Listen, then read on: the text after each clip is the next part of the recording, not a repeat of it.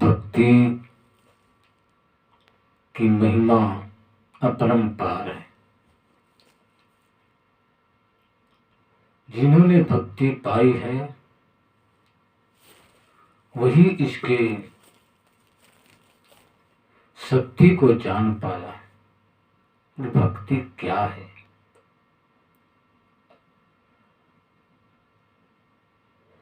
कबीर साहब इसीलिए कहते हैं कि भक्ति इस शक्ति को जानना सबके बस की बात नहीं।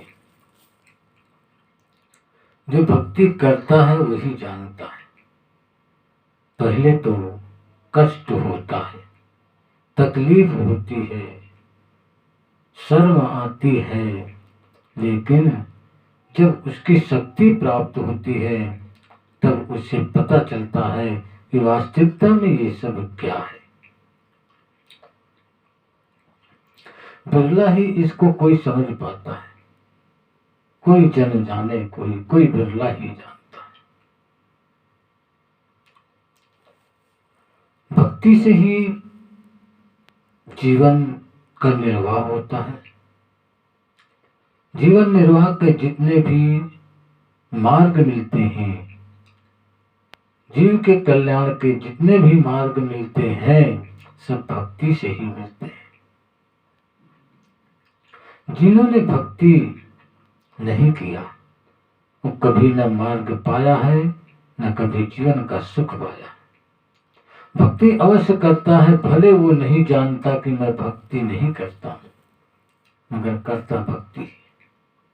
भक्ति का मतलब होता है सेवा करना और दूसरों के देख करके, दूसरों से पूछ करके, दूसरों को बातों को सुन करके उसको अपने जीवन में उतारना, यही भक्ति का मतलब होता है। कौन ऐसा इंसान है जो दूसरों की सहायता नहीं दिया? कौन ऐसा मनुष्य है कि दूसरों से सीख नहीं पाया है? जो भी कर्म किया, जो भी काम करता है, वो दूसरों से सीख करके ही कर रहा है।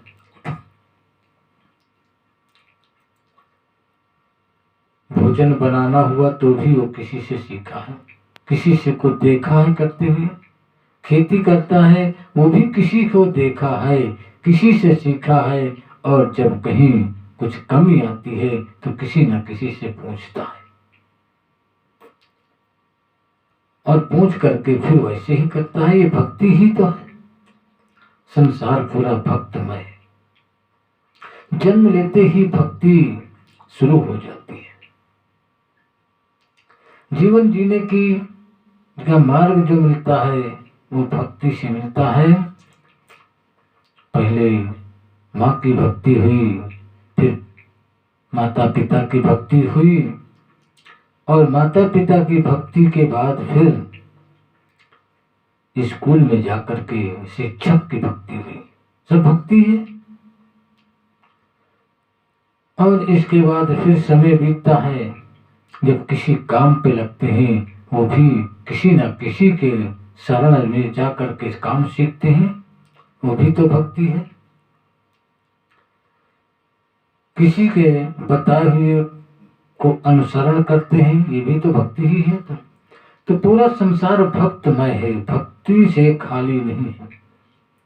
और जिन्होंने भक्ति नहीं की, किसी की बात को माना नहीं, किसी की शरण लिया नहीं, वो परेशान है। वही दादर की ठोकरें खाता है, भूखों मरता है, इसके उसके दरवाजे पर बैठ करके भीख मांगता है और रोटी के लिए गिड़गिड़ाता है, भोजन के लिए गिड़गिड़ाता है। ये भी नहीं देखता कि ये जूठन है या अच्छा है, कैसा है। उसको भूख ऐसी होती है कि वो सब कुछ खाने के लिए प्रेरित कर देती है। और जिन्होंने भक्ति किया है उनको भटकना नहीं पड़ा है। वो हर समय ऐसे सदगुरु ही की भक्ति जो करता है वो जीव के कल्याण की, अपने स्वयं के कल्याण की भक्ति करता है। उससे स्वयं का कल्याण मिलता है। बाकी संसार में शिक्षक की भक्ति किया, माता पिता की भक्ति किया, अन्य गुरुओं की भक्ति किया, ये सब जीवन जीने की कला मिली है। जीवन में कैसे हम जिए, कैसे हम चलें, किस रास्ते से चलें, क्या करें कि हमारा जीवन जीता रहे। लेकिन जीव के कल्याण की जो कला मिली है वो तो सदगुरु की भक्ति से मिलती है। सदगुरु इसीलिए महान कहे गए हैं। तभी तो शिवरी नारी को कहा, शिवरी नारी जात की भिल्लन। शिवरी नारी भिल्लो जात की थी, जंगली जाति की थी, या कहिए कि नीच जात की थी, और जिसको सब तिरस्कार करते थे। कोई छूना नहीं चाहता था, कोई उसके पास बैठना नहीं चाहता, कोई उससे बोलता नहीं था। ऐसी शिवरी थी जिसने कि भक्ति से अपने अंदर को प्रकाश का उजागर किया, अपने अंदर ज्ञान का उजागर किया। भक्ति से उसे ज्ञान प्राप्त हुआ, उसके अंदर गुणों की खानी हो गई, गुणवान हो गई और शक्तिवान हो गई।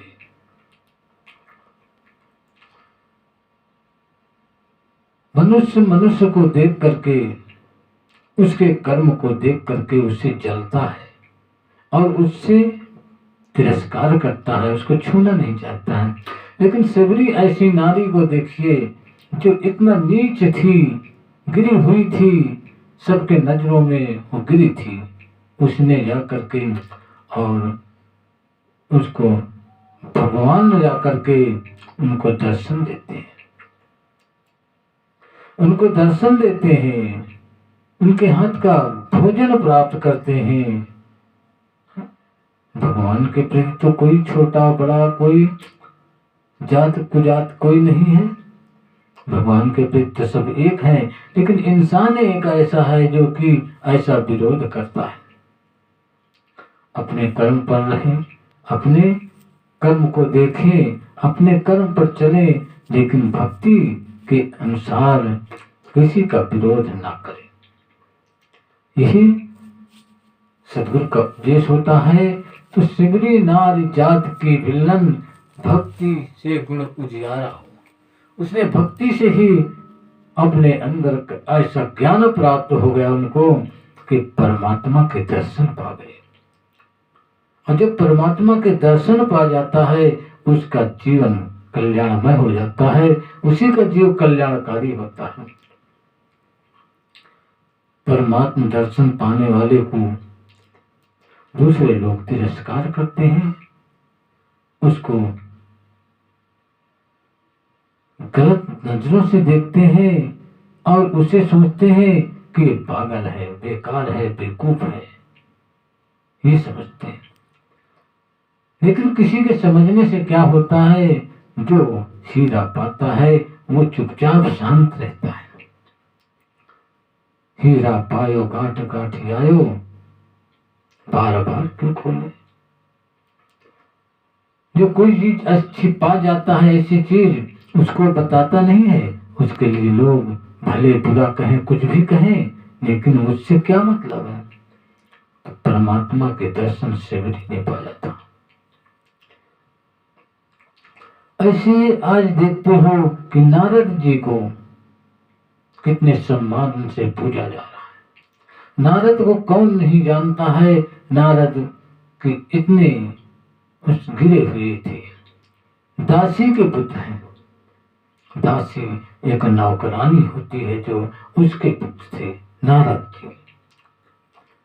नारद दासी पुत्र कहत सब नारद, भक्ति से ऋषि तन धारा।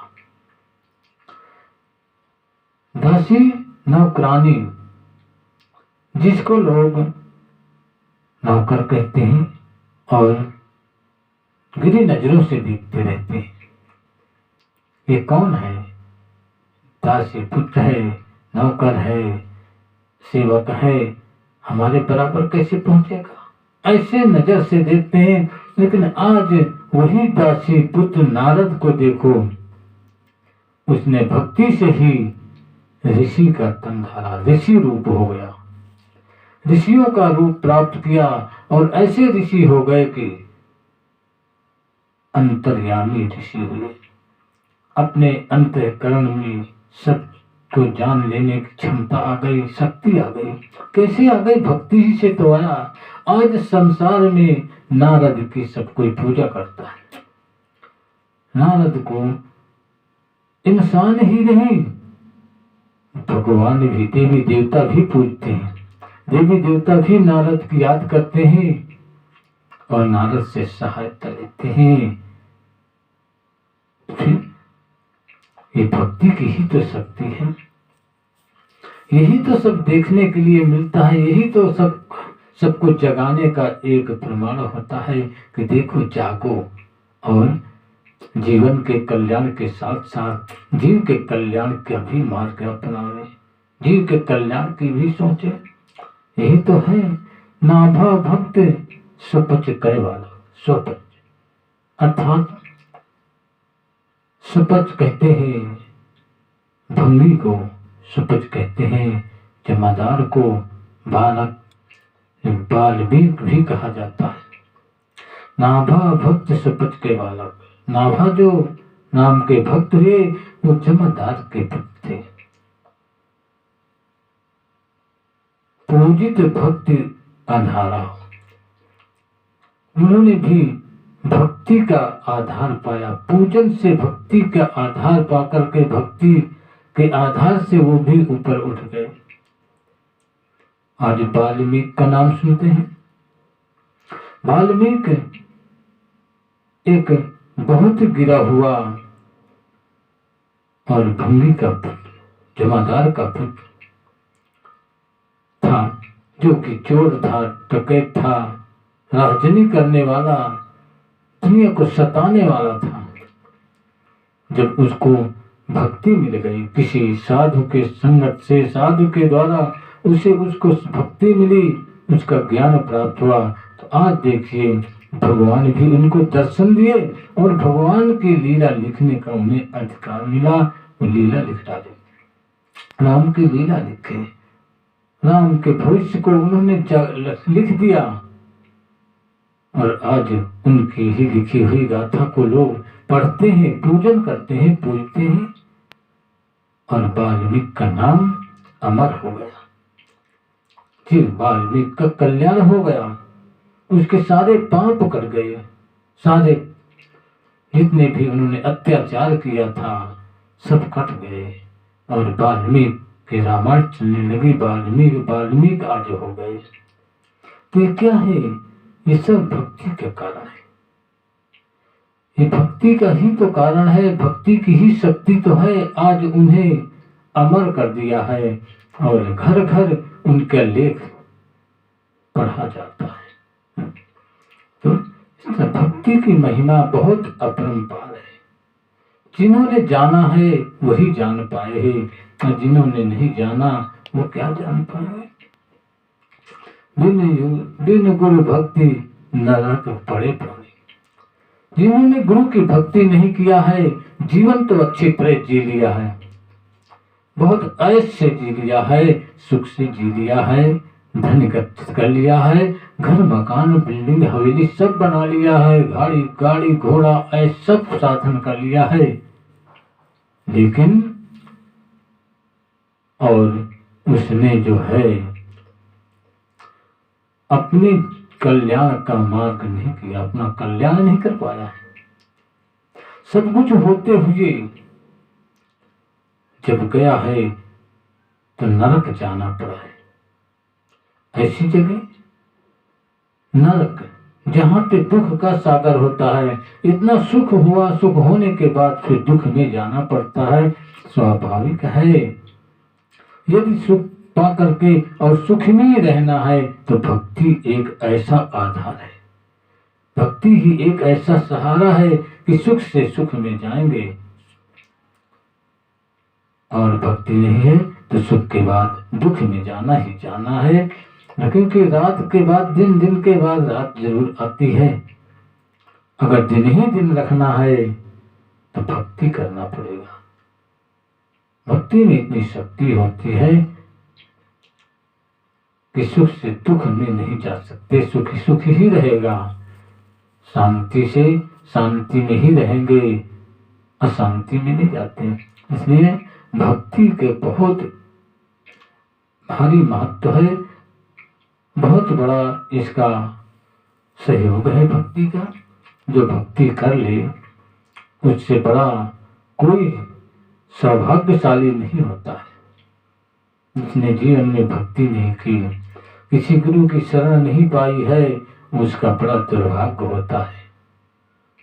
वो अवश्य सोचता है कि सब दुनिया बेवकूफ है, बेवकूफ नहीं है, दुनिया पागल है, पागल पाने के बाद उसने उसी में मिल जाती है तो पागल कहते हैं।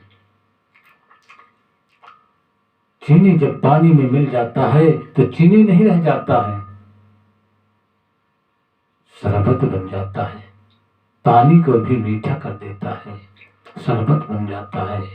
न पानी और चीनी में कोई भेद नहीं रह जाता, एक हो जाते हैं।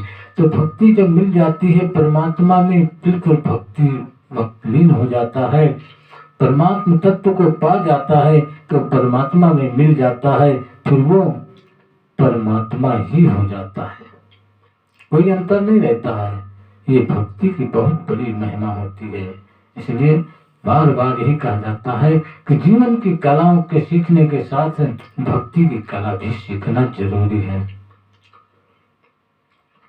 बहुत जन्म के भाग उदय जी तेहि गुरु मिले अधारा।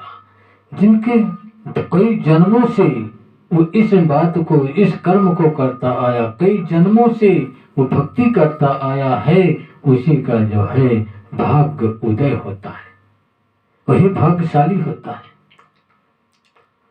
कमाई करने वाला ही उसका हिस्सेदार बनता है। अगर जिसने कमाई नहीं किया तो उसका क्या हिस्सा है? भाग भाग से भाग्य बना है। बहुत जन्मों की कमाई होती है जिसका गुरु का आधार मिल जाता है, जो गुरु की शरण मिल जाती है, गुरु की सहायता जिसे मिल जाती है, गुरु की छाया मिल जाती है, उसको कई जन्मों का पुण्य होता है, कई जन्मों की कमाई होती है, जो बार बार मिलता जा रहा है। कितना भी किसी को कहा जाए लेकिन उसके मन में बात नहीं समाती, क्योंकि उसने कमाई किया नहीं। जब कमाई ही नहीं किया तो हिस्सा कैसे मिलेगा, भाग कैसे मिलेगा? तो कमाई करने की जरूरत पड़ती है। जैसे लोग देख करके खेती करते हैं, देख करके बिजनेस करते हैं, देख करके नौकरी करते हैं, वैसे ही देख करके भक्ति भी करना चाहिए। आदमी के अंदर ये भी गुण होना चाहिए। अगर भक्ति नहीं करता है तो सारा जीवन ऐसे में बिताने के बाद भी उसको दुख ही मिलता है। धनवान हो जाते हैं, सब कुछ हो जाते हैं, सब कुछ प्राप्त हो जाता है, लेकिन अगर गुण नहीं प्राप्त होते हैं तो टेंशन, चिंतित रहता है, हर समय चिंतित रहता है। ये वर्तमान में चल रहा है, खुद देख रहे हो, खुद समझ रहे हो। देख लो, एक से एक धनवान को एक से एक ऐसा आराम नहीं मिल रहा है। रात में नींद नहीं आती है, दिन में नींद नहीं आती है, रात दिन जागता है, चिंतित रहता है, कोई सुख नहीं है। रातों दिन चिंता में चलता हो, वो कोई सुखी है नहीं। अगर वही धन सुख तभी देता है जब किसी के अंदर किसी सदगुरु की भक्ति होती है, तो धन से सुख मिलता है। भक्ति किसी को धन कमाने के लिए मना नहीं करती, भक्ति किसी को जीवन जीने की कलाओं के लिए मना नहीं करते हैं। भक्ति कहती है जीवन जीने की कला के साथ साथ जीव के कल्याण की भी कला सीखें। यही सब सभी साहिब का उपदेश होता है, साहिब का यही निवेदन होता है। तन मन वचन शुद्ध भक्ति किए, तन मन वचन, तन और मन और वचन, मनसा वाणी कर्मणा, तीन चीज, तन से और वाणी से और मन को शुद्ध रखना सबसे बड़ी भक्ति होती है। कोई ताकत, कोई इसमें ऐसा वो नहीं है कि ना करने योग्य हो। सब कोई अपने मन को शुद्ध कर सकता है, सब कोई अपने तन को शुद्ध कर सकता है, सब कोई अपने वाणियों को शुद्ध कर सकता है। अरे वाणी से शुद्ध वाणी से बोलना है, तन से अच्छे कर्म करना है, शुद्ध कर्म करना है, और मन में गंदे विचारों से बचाना है मन को। यही तो शुद्धिकरण है, तन मन वचन शुद्ध भक्ति की। भक्ति हो जाती है तो इनका शुद्धिकरण हो जाता है, और जब इनका शुद्धिकरण हो जाए तो भक्ति की प्राप्ति हो जाती है।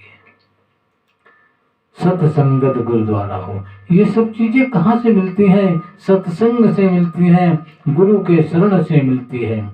गुरुओं की सत्संग करते हैं, गुरुओं की शरण में जाते हैं, सतगुरु के सत्संग से सारा ज्ञान प्राप्त होता है। एक मनुष्य इतना नादान है, ना समझ है कि वो सब कुछ तो जानता है, लेकिन इस बात के लिए शर्म आती है उसको किसी सदगुरु के शरण में जाने की शर्म आती है, और सोचते हैं कहीं हमारा घर न छूट जाए, हमारा परिवार न छूट जाए।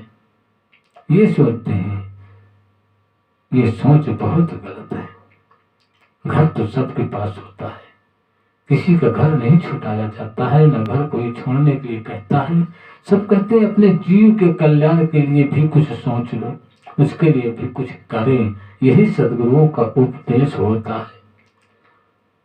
भोजन तो सब कोई करता है, कपड़े सब कोई पहनता है, तो भोजन के लिए धन सबको चाहिए, कपड़ों के लिए धन सबको चाहिए, रहने के लिए मकान सबको चाहिए। लेकिन इसके साथ साथ जीव के अपने स्वयं के कल्याण के लिए भी कुछ करना चाहिए, क्योंकि सब तो छूट जाएगा, लेकिन जो जीव रहेगा, जीव के साथ जो उसका धर्म है वही जाएगा, सब नहीं जाएगा। जो संसार में पाई है वो संसार में रह जाएगी, और जो अध्यात्म में मिलता है वो अध्यात्म में रहेगा। इसलिए भक्ति की जरूरत सबको होती है। तन मन वचन शुद्ध किए, भक्ति से तन मन वचन सब शुद्ध हो जाता है। नख सिख तजो विकारा, ये सब तन मन भक्ति से शुद्ध होता है। इसलिए सत्संगत, गुरु के शरण में जाकर सत्संग करना ही, सदगुरुओं की शरण में जाकर सत्संग करना ही बहुत बड़ा महत्व होता है। सदगुरु की शरण में जाने से दोनों चीज मिलती है, जीवन जीने की कला मिलती है, सुख पाने की कला मिलती है, और जीव के कल्याण की कला मिलती है। सदगुरु की महिमा बहुत अपरंपार है, इसीलिए कहा भक्ति की महिमा अपार है। इसकी महिमा को कोई पार नहीं पाया है, इसने कहा दुर्मति कुसंग सकल अघना से। जो भक्ति पा जाता है उसके अंदर की दुर्बुद्धि और कुसंग, अर्थात जिस संग से सुख नहीं दुख मिलता, गलत संगति, और ये सब नष्ट हो जाते हैं। सकल अघना से, संसार में सारे दुख हैं, आदि व्याधि जितने भी दुख होते हैं, संसार के दुख, शरीर के दुख, मन के दुख, मन के बीमारी, शारीरिक बीमारियां, संसारिक जितनी भी ताप हैं, सब का विनाश हो जाता है ये भक्ति से। जो कुछ दवाएं, बिना दवाओं के मर्ज बनते हैं, बिना दवाओं से ठीक होने वाले मर्ज, मानसिक बीमारियां होती हैं, वो भक्ति से दूर होती है। और मानसिक बीमारी सबसे खतरनाक बीमारी होती है। जिसके अंदर मानसिक बीमारी हो जाए उसको कोई दवा काम नहीं करती, कोई दुआ काम नहीं करती है, उसके लिए भक्ति ही काम करती है। भक्ति से ही उसका मानसिक रोग दूर होता है, और जब मानसिक रोग दूर हो जाता है तो शारीरिक रोग भी दूर हो जाते हैं। इसलिए भक्ति की बहुत जरूरत है, बहुत महत्ता है। दुर्मत कुसंग सकल अविनाशी, सब कुछ का सबका विनाश हो जाता है। यम फंदा निर्धारा, यानी मौत के मुंह से भी बचने का मार्ग मिलता है। यमराज भी कुछ नहीं कर पाता है। यमराज क्या करेगा, क्या ले जाएगा, किसको ले जाएगा?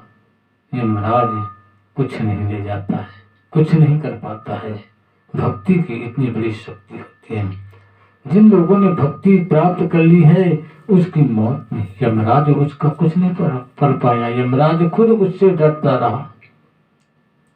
शरीर का नष्ट होना तो ये स्वाभाविक है, इसमें किसी यमराज की जरूरत नहीं है। कोई चीज बनती है तो बिगड़ना स्वाभाविक है, इसमें कोई यमराज की जरूरत नहीं है। तो शरीर तो विनाश हो जाएगा, लेकिन यमराज जीव को नहीं ले जा सकता, जीव को नरक में नहीं डाल सकता। स्वतंत्र होता है जीव। जब जीव बंधन में होता है तो उसे कहते हैं यमराज जीव ले जा रहा है। शरीर छोड़ते हुए मरते वक्त जो रोता है, अपने को समझता है, दुख का इशारा उसे मिलता है, तो ये बंधन होता है। यमराज इसी को कहते हैं। यमराज दिखाई देता है तो रोता है। और जिसने भक्ति की प्राप्ति की है वो रोता नहीं है, वो हर समय हंसता रहता है और सुख की प्राप्ति करता रहता है। यमराज उससे खुद डरते हैं, खुद दूर हो जाते हैं। इसलिए यम का फंदा निर्धारा, यम का फंदा नहीं मिलता उसे।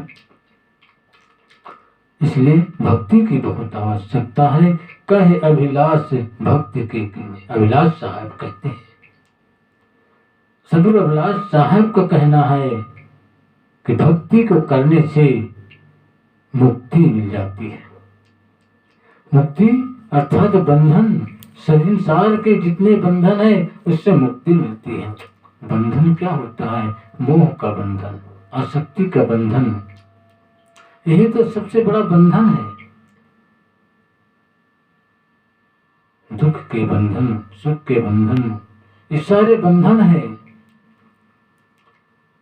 सबसे बड़ा मोह का बंधन होता है। अगर भक्ति कर लिया तो सारे बंधन छूट जाते हैं और स्वतंत्र हो जाता है। जब स्वतंत्र हो जाता है तो स्वतंत्रता से बढ़कर के कौन सुख होता है? जो स्वतंत्र है वही सुखी है, वही राजा है, शहंशाह है। हर चीज से उसका मन हट जाता है। आशा तृष्णा न रही मनुआ बेपरवाह, जाको ने कछु चाहिए सो साहन प्रतिसाद। हमने कहा है जिसके अंदर किसी प्रकार की तृष्णा, किसी प्रकार की इच्छा नहीं रह जाती है और वो बेपरवाह हो जाता है, किसी चीज की परवाह ही नहीं करता है, वही तो स्वतंत्र है, वही तो सुखी है। उससे बड़ा कौन राजा हो सकता है? राजाओं का राजा हो जाता है जब कुछ नहीं चाहिए, सब पूरा है। जिसको कुछ चाहिए उसका कभी पूरा नहीं होता। जीवन भर वो किसी न किसी चीज की चाहना में लगा रहता है, कमी बनी रहती है। और जिसके अंदर ये भाव आ जाता है कि मुझे कुछ नहीं चाहिए, क्या जरूरत है? तन ढकने के लिए, जीव के जीने के लिए, शरीर को रहने के लिए इतना मिल गया, गुजर बसर का मिल गया, बहुत कुछ है। और जो मिल जाए वो अच्छा है, मिल जाए, लेकिन रात दिन इच्छा लेकर के अगर जलता है तो वो सुखी कहाँ? उसके पास कमी रहती है, पूरा नहीं रहती है। और जिसको पूरा नहीं होता वो कभी सुखी हो ही नहीं सकता है। इसलिए साहब ने कहा है कि जाको नहीं कुछ चाहिए सो साहन प्रतिसाद। कमी सबके बनी रहती है, करोड़पति हो, अरबपति हो, खरबपति हो, राजा हो, कोई भी हो, कमी बनी ही रहती है। कमियों से उसका अंतःकरण खाली नहीं रहता है। तो जब कमी बनी है तो पूरा कहाँ हुआ? इसी चिंता में चलते चलते जीवन बिता देता है।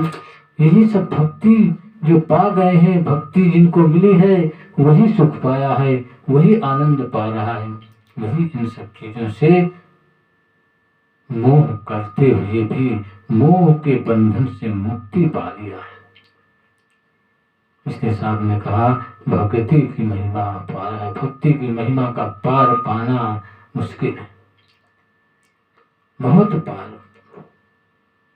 इसलिए सबको चाहिए, सबका निवेदन है कि सबको चाहिए किसी न किसी अच्छे सदगुरु की शरण जा करके अपने आप को उनके संगत करके और जीवन के जितने रोग हैं उनको दूर करें।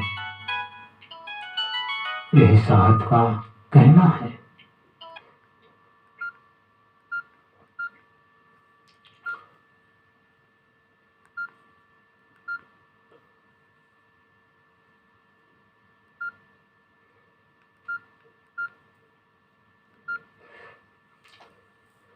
हर मनुष्य को किसी न किसी सद्गुरु से जुड़ करके और जीवन के कल्याण के साथ साथ जीव के कल्याण के लिए भी मार्ग प्रशस्त करना चाहिए। जीव का कल्याण का मार्ग बहुत आसान है, कोई कष्टमय नहीं है। किसी जीवन के कल्याण का विघ्न बाधक भी नहीं है कि उसके कल्याण में लग करके जीवन जीने की कला छूट जाएगी, ऐसी कोई बात नहीं है। ये एक भ्रम है जो संत भक्त ने निष्कामापन होता है, कर्म नहीं करना चाहते, वही इस बात को सोचते हैं कि भक्ति करके कुछ ना करना चाहिए। ऐसी बात नहीं है, भक्ति करें और सब कुछ करें, यही जीवन का सबसे बड़ा लक्ष्य होना चाहिए। भिक्षा मांग करके जो जीवन का निर्वाह करते हैं उनकी भक्ति सच्ची नहीं होती है। वो तो सिर्फ जीवन जीने के लिए, पेट जिलाने के लिए ही ये काम करते हैं, और पेट जिलाने से उनकी भक्ति पूरी नहीं होगी।